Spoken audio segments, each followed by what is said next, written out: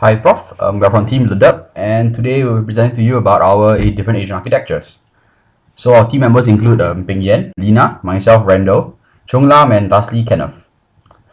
So today's presentation will talk about all our different agents. We have 7 in total. So actually for agent A, B, C, D, and agent E, we'll actually show you how our final agent progress through the different how we trial and error and got a better agent. And agent X and Y is actually 2 experimental agents. We tried different ideas on how we can actually improve our agent. And with every agent, I'll talk about the algorithm design, what the agent did, and there's a small analysis on why we thought the agent wasn't good enough and why we needed to improve the agent. And lastly, I'll show you a table of all our results in the different environments. So, agent A, or we call it the walk in the park agent. It's a simple agent design. It wasn't very intelligent. The idea behind this was we were trying to familiarize ourselves with Tower World, and we actually didn't really. We're not too sure how to operate the system yet. So we created something simple. The agent basically walked around, and it would pick up anything it walked over, or it would put down a tile if it had a tile and there's a hole underneath it. So in this diagram, you can see the red line actually shows the first agent going left and right continuously. As it slowly makes its way down towards the bottom of the map. And the second agent would go up and down as it made its way to the right of the map. For obvious reasons, you can see that this agent wasn't very successful. Though it had a very, very poor score. It obviously came with a fixed path. The first agent would move from left to right, move down by 1 grid, and move from right to left again. Okay. And the chances of a tile appearing beneath an agent were really low. And the agent actually ran out of fuel pretty fast.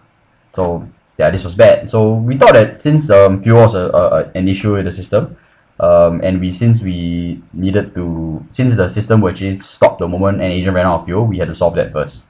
So we came agent B, or we call it the bounded walk in the park. It was identical to agent A actually, but what we did was that we restricted the movement of the agent in order to save on fuel. So if you broke up the map into quarters, okay, quarter 1, quarter 2, quarter 3, quarter 4, the first agent will take quarter 1 and 2 and do its left to right motion, and second agent will take quarter 1 and 3 and do its up and down motion. We will completely ignore quarter 4, and quarter 1 actually had the overlapping of the 2 agents.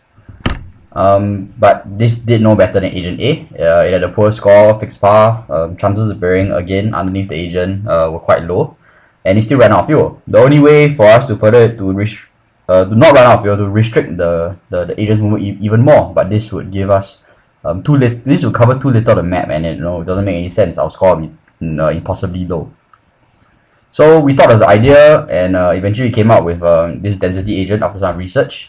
We got an idea from mining in games, where our gaming characters would frequently go to high density areas, for high density resource areas, in order to mine as much as possible.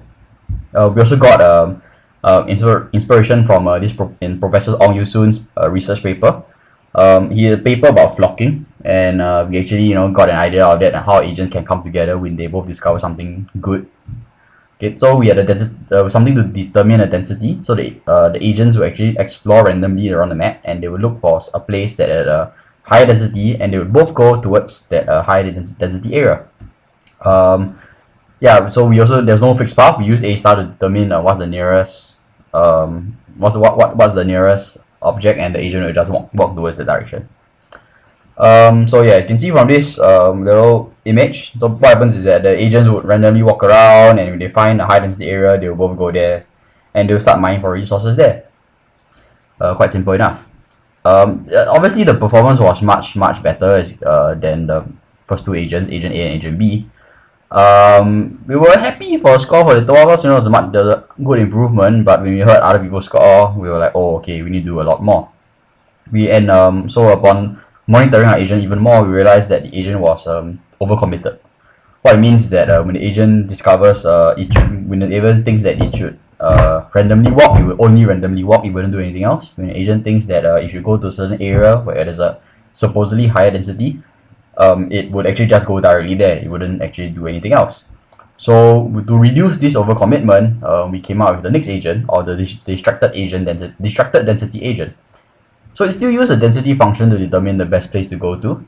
But what it did was that the agent was distracted. Basically, if something was convenient, the agent would do the convenient task first.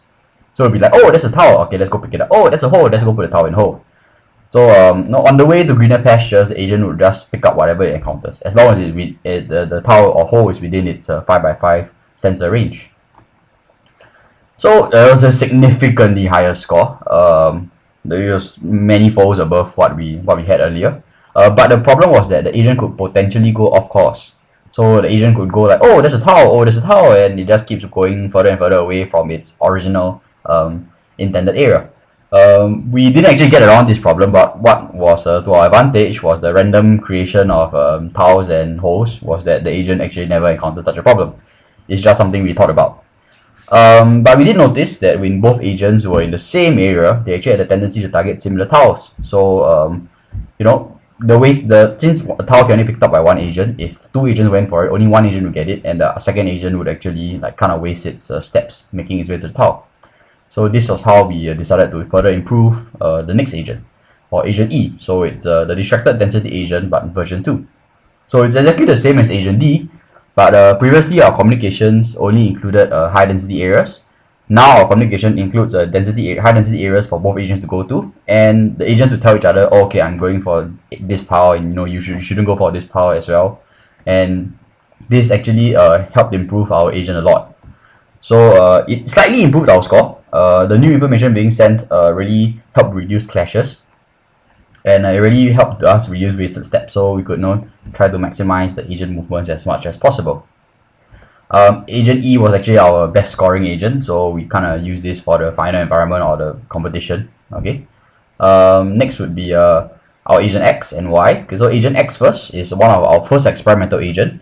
It's quite an observer agent. So in an attempt to try to approve agent E, what we did was that we tried to determine the lifetime of an object. So we actually got one agent to explore randomly, and another agent would actually hang around one object at the beginning to try to determine how long the object stayed in the environment. The thing is that this actually wasted a few steps in determining object's lifetime, and so overall the algorithm actually had a consistently slightly lower score compared to agent E. So agent E still triumphed. We figured that there was no real benefit in actually knowing how long an object would stay in the environment, other than helping to improve the memory decay. But since you never actually know when an object was created, you cannot really. It's not easy to estimate when an object will disappear. It helped in the memory decay, but our memory decay was actually lower than what is normally lower than what it actually is. So there was no benefit at all.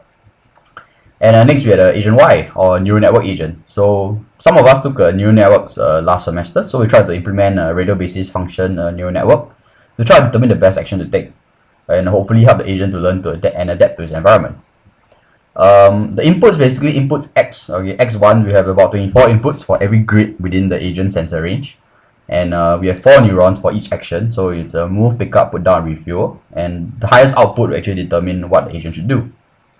Unfortunately, the agent decisions were poor. Okay, they rarely worked well.